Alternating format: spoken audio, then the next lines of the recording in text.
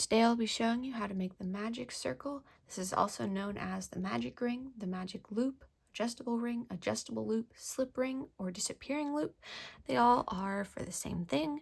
You use the magic ring for crocheting in rounds, and let's begin.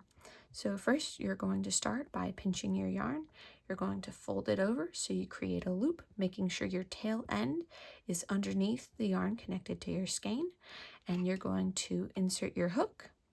You're going to pull this yarn under your loop like this. And then you create the little loop here. You're going to put the yarn over your hook again and pull through. Then you're going to hold on to this knotted area and pull on the yarn connected to your skein. And this makes this tighter. And for the magic ring, it is adjustable, so you can pull on the tail end to make it tighter, or you can pull on the loop to make it larger.